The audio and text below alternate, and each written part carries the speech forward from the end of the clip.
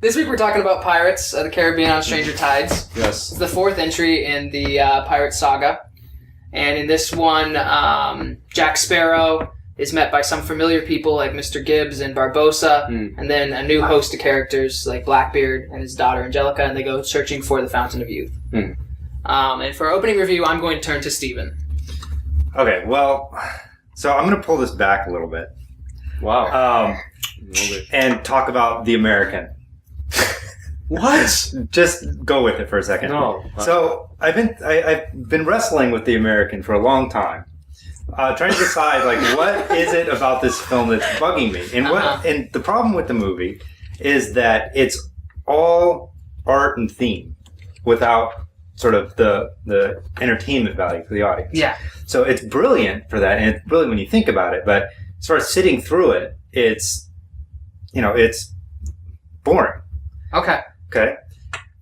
Now, this is the complete other end of the spectrum, where there is almost no art.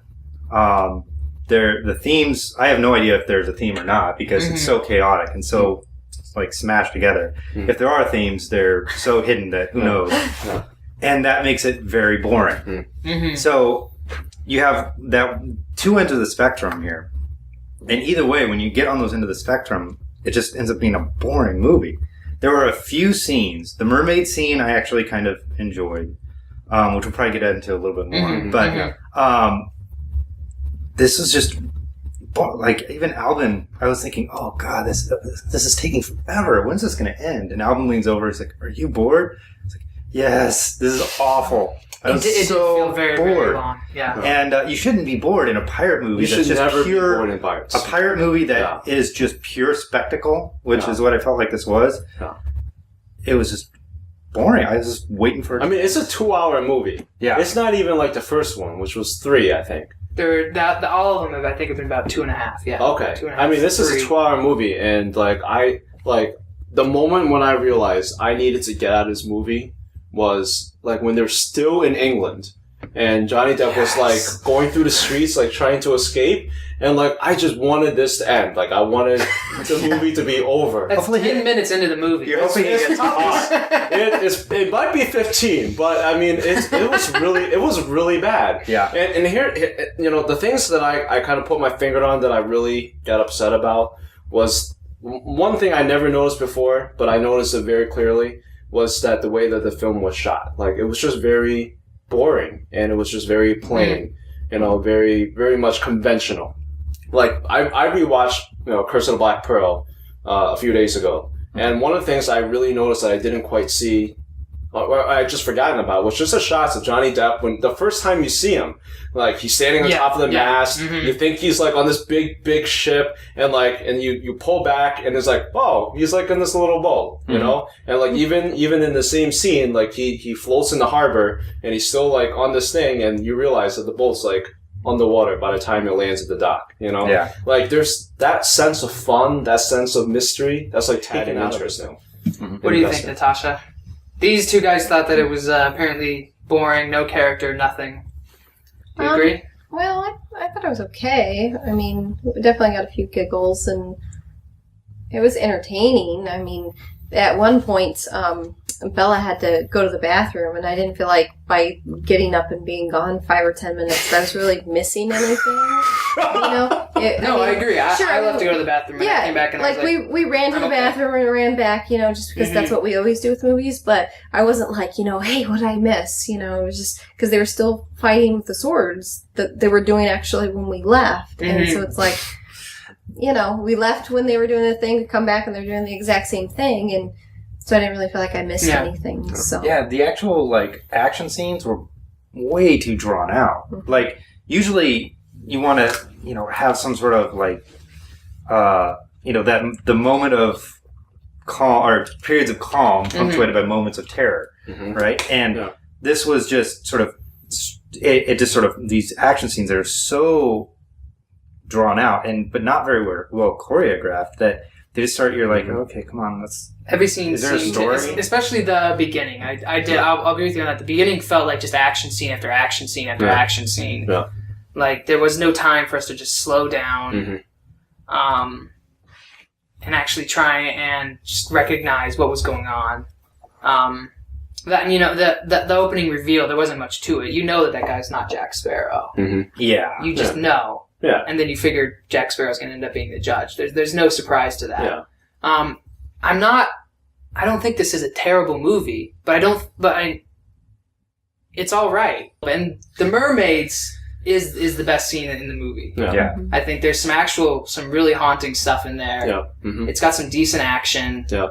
They're them as a mythology is very well done. They're really captivating. They pull you in, yet they're still really scary. Mm-hmm. You know. Yeah.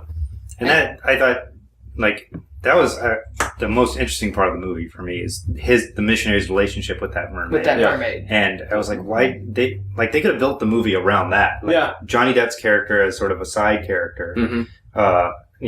And the relationship about this missionary and the mermaid. Mm-hmm. And that was this subplot that literally gets tossed away at the end, Yeah, it could have been the main thing. It could have been the new Orlando Bloom and Keira Knightley, and it would have worked. It would have worked better because you have the same type of guy who's like head over heels in love, willing to do stupid things, whatever. Mm-hmm. You need the straight man. And you have the physical, but also like social separation between them. Yeah, that you have it with Keira Knightley and Orlando Bloom in the first one. Yeah. I mean, like this is a movie. It's just everyone's a pirate. Yeah. There's no real good guy. Okay, so next up we have Pirates versus Sahara. Matthew McConaughey not doing a romantic comedy. Spinning this movie with the shirt off. Mm-hmm. Isn't this Penelope Cruz? Is Penelope Cruz in this? I think she's in it. Yeah, I think you're right. Mm-hmm. Penelope Cruz is in this, yeah. Yes. Mm-hmm. Much more, I was going to say more interesting role in this one. Prettier. Prettier, yeah. She's younger. Ooh. Steve off camera made a comment that Penelope Cruz is not as pretty because she looks older. No, old and pregnant. Yeah. Her age is showing. His face was sagging. Yeah. Mm-hmm. Says he doesn't like old women who are pregnant. So they're not beautiful. That's what I said. Those were his exact words.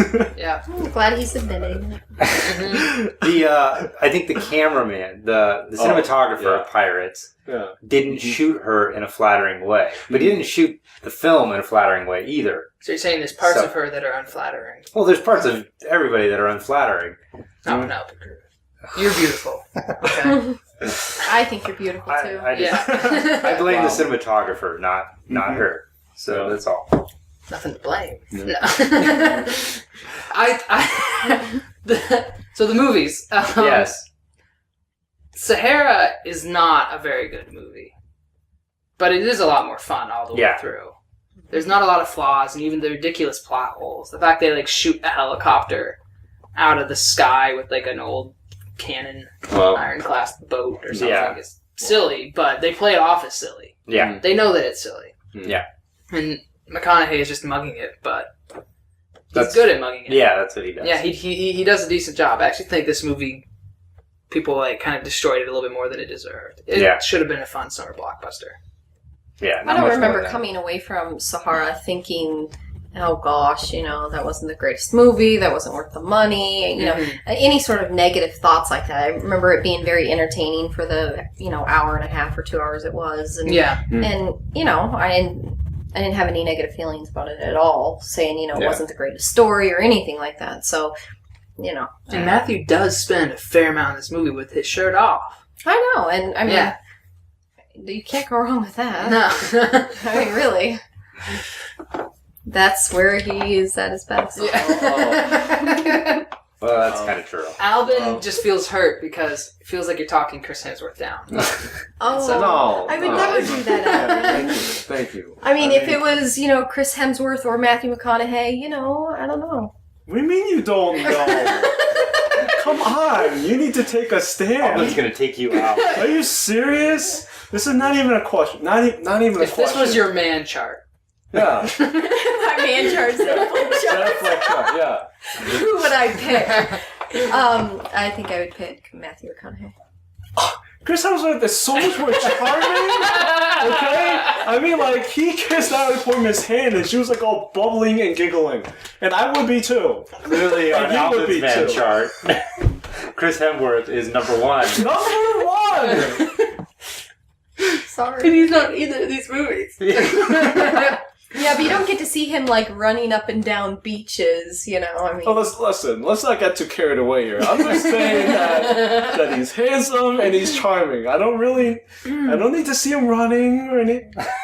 What do you think this is? All right? I don't know. You put him at the top of your man chart, dude. You just fought tooth and nail for him. you're the one offended that I think Matthew McConaughey is hotter than your Chris boy. I just think it's just really shallow. That's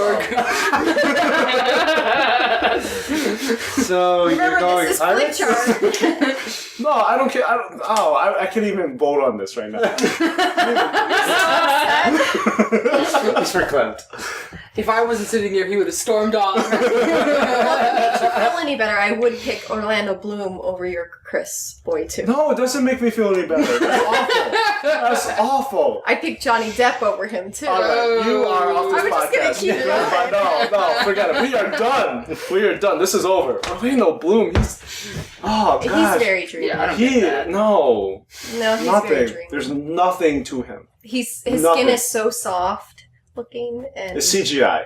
whatever. So are Keira Knightley's breasts. No, those are clearly No. filled with silicone. All right? I think they just push him up. They just Yeah. pushed him up, yeah. Yeah, very clearly. pushed Victoria's Secret, Oh, Wonder yeah. Bra. No, I'm pretty sure I read something about her filling them with, like, whatever. No. No, there's not, like... Okay. No, Hera or Pirates? What is going on here? Completely derailed. Sahara. It's not Fine, you. zero. Okay.